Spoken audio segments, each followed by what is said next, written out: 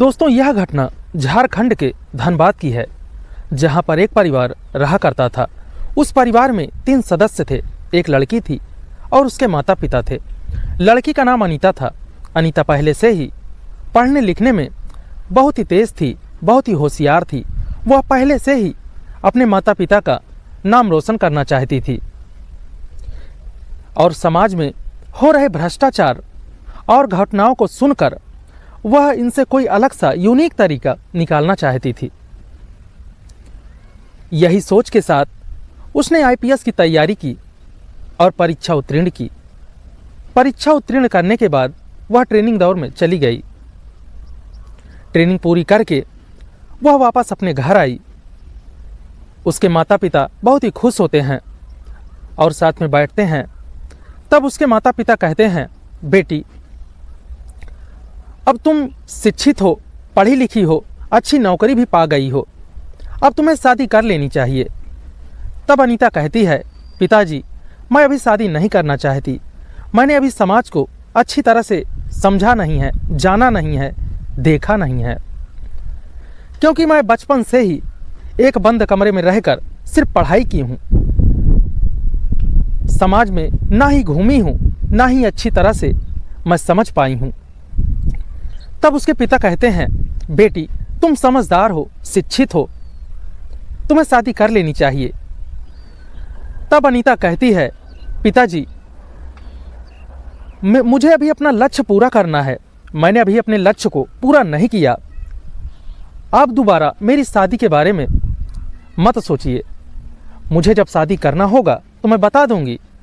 तब उसके पिता कहते हैं, ठीक है, तुम बड़ी हो गई हो, समझदार हो, तुम अपने फैसले खुद ले सकती हो। फिर सब लोग खाना खाते हैं और सो जाते हैं। जब अगली सुबह होती है तो अनीता की पोस्टिंग धनबाद थाने में हो चुकी होती है। तो अनीता सुबह तैयारी बनाती है और अपने निजी ड्राइवर से वह कहती है कि यहाँ से चलकर कोई सुनसान जगह पर चलकर गाड़ी रोक देना। वह घर से निकलती है। ड्राइवर वही करता है, एक सुनसान जगह पर ले जाकर गाड़ी रोक देता है। तब अनीता उस ड्राइवर से कहती है, देखो, यहाँ से तुम चले जाओ और घर पर जाकर कह देना कि मैं उनको थाने पर छोड़ आया हूँ। तो कहीं ना कहीं मतलब ड्राइवर को थोड़ा सा अजीब लगता है। तब अनीता उस ड्राइवर से कहती है, देखो, इसके बारे में अगर तुम किसी से कहोगे तो तुम्हारी नौकरी भी जा सकती है। तब ड्राइवर कहता है, ठीक है मैम। थोड़ा घबरा जाता है कि मैं इसके बारे में, आप निश्चिंत रहें, मैं किसी से नहीं कहूँगा। फिर ड्राइवर वहाँ से चला आता है। फिर अनीता वहाँ से थोड़ी दूर आगे जाती है और एक घर पर अपना होलिया, अपना लुक चेंज करती है, कपड़े बदलती है और एक पुराना फटा कपड़ा पहन लेती है। यूँ कहें कि एक भिखारी का जो है लुक धारण कर लेती है। उसको पहनकर वहीं थाने के बगल में एक मार्केट लगती है, उसी मार्केट में जाकर इधर उधर घूमने लगती है और घूमते घूमते जो धनबाद थाना होता है वहाँ का 2-3 चक्कर मारने लगती है। तो बाहर 2-3 कांस्टेबल टहल रहे थे। जब अनीता को वहीं घूमते देखते हैं तो उससे कहते हैं, इधर कहाँ घूम रही है, जा कहीं दूसरी जगह मांग। तब वह अनीता उस कांस्टेबल से कहती है शांत स्वभाव में कि क्या हुआ, मैं आपको परेशान थोड़ी ना कर रही हूँ, मैं किसी को परेशान नहीं करूँगी, मैं अपना काम कर रही हूँ। इतना कहकर वो फिर टहलने लगती है। फिर कम से कम 20 से 25 मिनट बाद उस थाने के बाहर थोड़ी भीड़ लग जाती है। तो जो कि अनीता ये सब बातों को नोटिस कर रही थी कि यहाँ क्या हो रहा है, कैसे कर्मचारी हैं, कैसे काम करते हैं, यही सब वो नोटिस कर रही थी। तो वह घूमते घूमते सब देखती है। तो फिर उसके बाद जब अनीता कुछ ही देर बाद घूम कर आती है और एक कांस्टेबल से पूछती है कि सर, यहाँ भीड़ क्यों लगी है। तब वह कांस्टेबल थोड़ा लहजे में गुर्रा कर बोलता है कि एक लड़की का मामला आया है, उस लड़की का रेप हुआ है। जिसने रेप किया है उसका बाप काफ़ी धनी आदमी है, व्यापारी है, पैसे वाले हैं, और लड़की पक्ष वाले काफ़ी गरीब हैं। कमज़ोर हैं। लड़की पक्ष वाले काफ़ी गरीब लोग हैं। थोड़ा पेचीदा मामला है। यह सुनते ही अनीता के कान खड़े हो जाते हैं और वह गौर से सुनने लगती है। कांस्टेबल कहता है, देखते हैं क्या होता है, कुछ होगा नहीं इसमें, वो लोग काफ़ी बड़े हैं, पैसा देकर काम खत्म हो जाएगा, तुमसे क्या मतलब है, तुम जाओ इधर उधर मांगो। तो अनीता फिर शांत स्वभाव में कहती है, ठीक है साहब, मैं जा रही हूँ। इतना कहकर अनीता फिर थाने के बगल से इधर उधर काफ़ी गौर कर कर घूमने लगती है और उसकी नज़र और सुनने की क्षमता सिर्फ थाने के अंदर ही होती है। यही सोचकर वह कुछ ही देर बाद वहाँ के जो कांस्टेबल बाहर खड़े थे उनको चकमा देकर वो थाने के अंदर घुस जाती है। जब थाने के अंदर वह घुसती है तो वहाँ के अधिकारी जब अनीता को देखते हैं तो वह देखते हैं कि तुम यहाँ क्या कर रही हो। वह कांस्टेबल को बुलाते हैं और डांटते हैं कि ये यहाँ अंदर कैसे आ गई। तब कांस्टेबल डरते हुए कहता है, साहब हम लोगों से ध्यान भटका कर ये पता नहीं कैसे अंदर आ गई। तो वहाँ के दरोगा अनीता से कहते हैं, देखो हमें परेशान मत करो, हमें अपना काम करने दो, तुम्हें कुछ खाने को चाहिए तो बता दो और ले लो और यहाँ से जाओ। तब अनीता कहती है, साहब मैं आपको परेशान बिल्कुल भी नहीं करूँगी, मैं बहुत थकी हूँ, मुझे यहाँ थोड़ा सा आराम कर लेने दीजिए, बैठ जाने दीजिए। इतना कहकर तो वह दरोगा कहता, ठीक है बाहर जाकर बैठ जाओ। तो अनीता बाहर जाती है और थाने के ही बगल में एक पेड़ होता है, वहीं जाकर बैठ जाती है। तभी लड़की पक्ष वाले, उसके माता पिता उस दरोगा से हाथ जोड़कर गिड़गिड़ाते हुए उससे अपनी बेटी को बचाने और न्याय मांगने की गुहार मांगते हुए कहते हैं। अनीता थाने के बाहर एक पेड़ के नीचे बैठकर उस दरोगा और थाने के अंदर जितनी भी गतिविधियां हो रही थी उन सब पर नज़र रखती है। तभी दरोगा उस लड़की के पिता से कहते हैं कि देखो यह मामला अगर कोर्ट में चला गया तो बहुत टाइम लगेगा, इसीलिए यहीं कुछ ले देकर मामला सलटा लो। तब वह पीड़ित के पिता हाथ जोड़कर उस दरोगा से गुहार लगाते हैं न्याय की कि मैं गरीब आदमी हूँ साहब, मेरे पास पैसे नहीं हैं, मुझे मेरी बेटी को न्याय दिला दीजिए।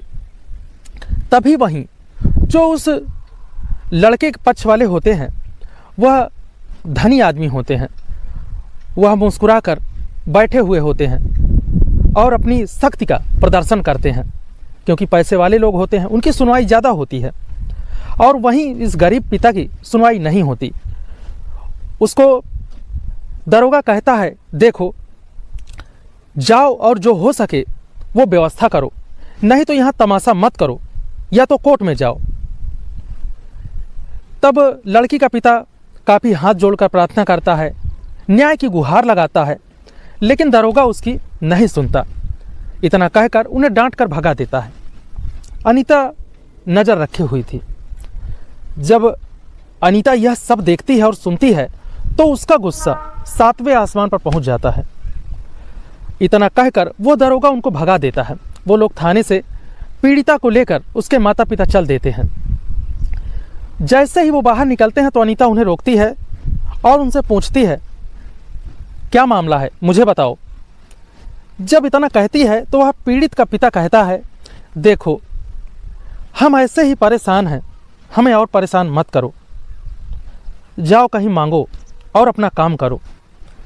अनीता फिर से शांत लहजे मुझसे बोलती है, देखिए आपकी जो भी परेशानी हो मुझसे कहिए,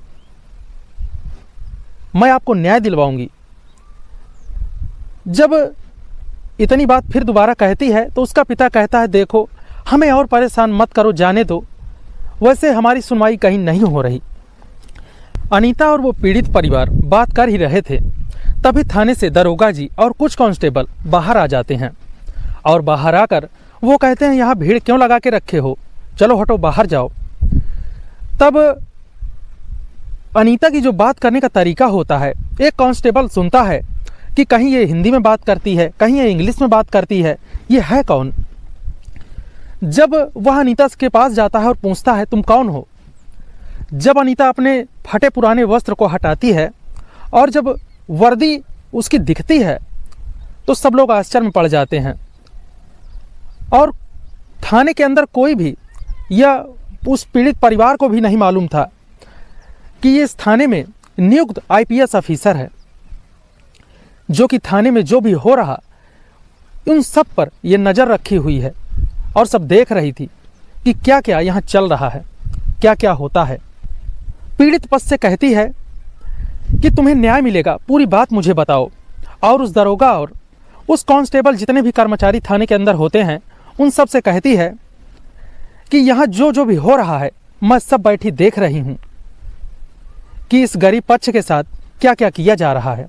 और कहती है अभी मैं तुरंत ही सब लोगों को जो जो इसमें दोषी हैं मैं सबको सस्पेंड करती हूँ। दोस्तों, अनीता जितने भी कर्मचारी थे थाने के अंदर उन सबको लाइन हाजिर करने के लिए कहा और सबको खड़ा किया और उस गरीब पक्ष को थाने के अंदर बुलाया और सबकी बातें सुनी।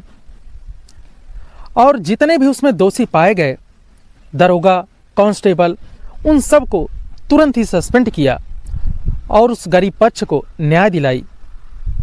और दरोगा से कहा तुम्हारी ड्यूटी न्याय करने की है, लेकिन तुम कर क्या रहे हो। इतना कहकर उसे तुरंत सस्पेंड कर दिया। मित्रों, यह बात जब धनबाद क्षेत्र में सबको पता चलती है तो लोग अनीता की प्रशंसा करते नहीं थकते और कहते हैं एक ऐसा ऑफिसर जिसने भ्रष्टाचार को रोकने के लिए एक भिखारी का रूप बनाया और कैसे भ्रष्टाचार को खत्म कर दिया और पीड़ित पक्ष को न्याय दिलवाई। धर्म केवल पूजा अर्चना तक ही सीमित नहीं है, यह अपने कर्तव्यों का निभाने का मार्ग है। हमारे शास्त्रों में भी कहा गया है धर्मो रक्षति रक्षिता, अर्थात जो धर्म की रक्षा करता है धर्म उसकी रक्षा करता है। तो मित्रों, यह जानकारी कैसी लगी आपको? हमें अपनी राय निष्पक्ष जरूर दीजिएगा। वीडियो पसंद आई हो तो प्लीज़ वीडियो को एक लाइक ज़रूर कीजिएगा। अगर आप हमारे चैनल पर नए हो तो चैनल को सब्सक्राइब कर लीजिएगा, हमें सपोर्ट कीजिए। धन्यवाद। जय हिंद।